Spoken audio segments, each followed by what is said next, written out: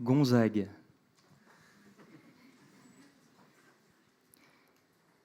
Le mec s'appelle Gonzague.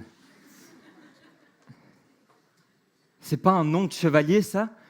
Un nom de héros de contes de fées ou d'histoires légendaires à la D'Artagnan et les Trois Mousquetaires? Gonzague sur son cheval blanc, galopant, cheveux au vent, avec sa Dulcinée à ses côtés. Gonzague, chevalier servant, et sa capacité folle à en charmer. C'est vrai que ma mère avait beaucoup misé sur moi en me donnant ce prénom-là. Mais en réalité, mes amis, ma famille en sont témoins dans le domaine amoureux, je n'y connais quasiment rien. Si, un seul souvenir, et mon corps s'en souvient. Nos mains collantes, refusant de se séparer sur le chemin vers la cantine. Mes oreilles s'imprègnent encore de ses éclats de rire. Mon cœur s'emballe dès qu'elle me demandait de tenir ne serait-ce que 10 secondes sa boîte à tartines. 7 heures de romance à mon actif. C'était en 2006 dans la classe de Madame Catherine. Soit un exploit qu'on peut qualifier de furtif. Et ce soir, je me retrouve à devoir décortiquer ce thème qu'a priori je n'ai qu'effleuré. En toute transparence, j'aurais préféré vous parler du cinéma français ou de ses célébrités. Mais ce soir, c'est elle la vedette, la question qui m'est posée. Aimer est-il un verbe réfléchi? Eh bien alors, allons-y. Verbe réfléchi, double connotation. D'une part, cela signifie que c'est un verbe qui se reflète, qui s'adresse à soi. Se lever, se barbouiller, se parfumer, se soulager. Mais aimer. Vous entendez un S apostrophe, vous? Non, parce qu'en 2006, j'ai bien appris mes leçons. Un verbe réfléchi est toujours accompagné d'un pronom. Aimer n'est pas un verbe réfléchi. Rien qu'à m'entendre, je peux vous assurer que Madame Catherine m'adresserait toutes ses félicitations. Bon, admettons que le petit S se joue à l'encre invisible. Si je traduis, ça voudrait dire que dans un j'aime, vous décelez un sème. Et donc qu'on n'aime jamais vraiment l'autre. Qu'aimer l'autre, quel qu'il soit, c'est invariablement s'aimer soi-même. Mais c'est terriblement égoïste, égocentrique, égocentré. S'il y a bien une chose d'altruiste, c'est le verbe aimer. En tout cas, laissez-moi l'espérer. Alors, Héloïse, s'aimer est un verbe réfléchi, oui, terriblement réfléchi.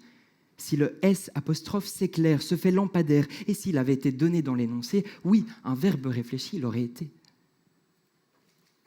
Puisque s'aimer est fait d'analyse, de construction. C'est un travail de charpentier, de peintre, de maçon. Ce sont parfois même des appels au secours.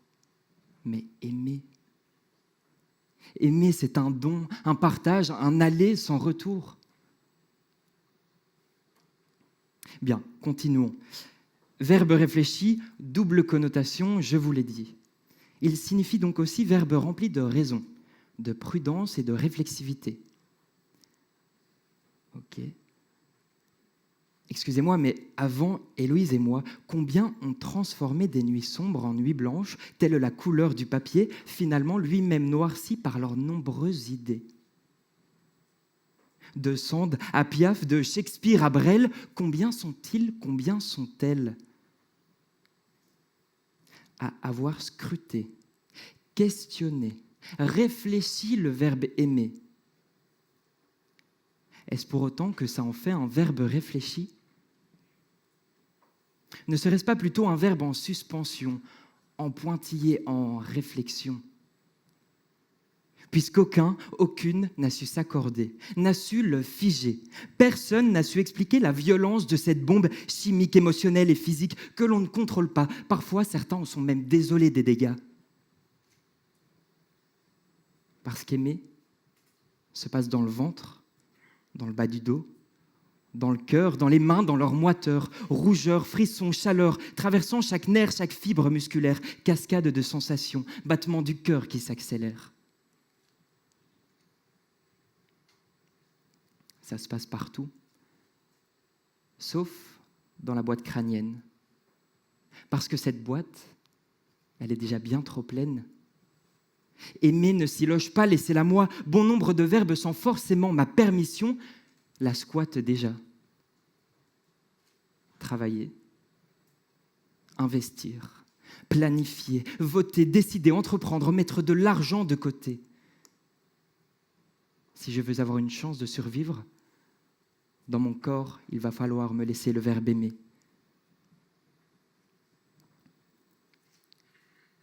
Alors oui, le verbe aimer fluctue selon les époques, les cultures, les individus.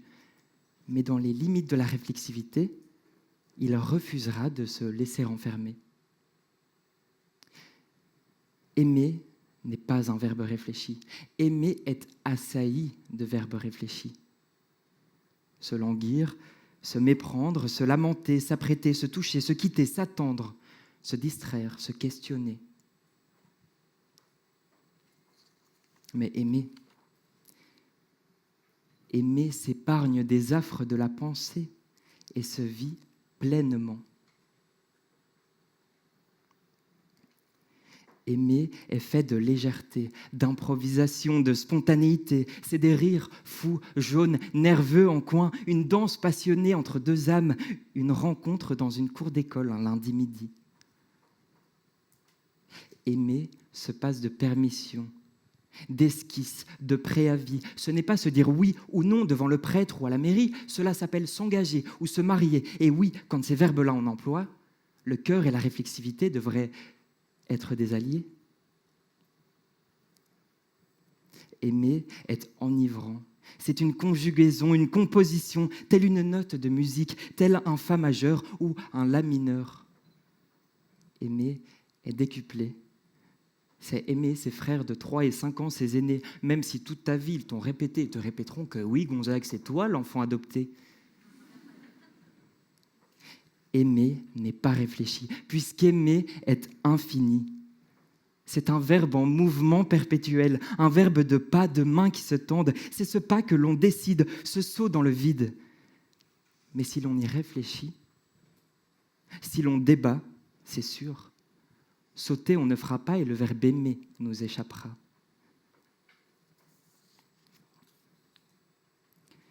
Alors non, aimer n'est pas réfléchi.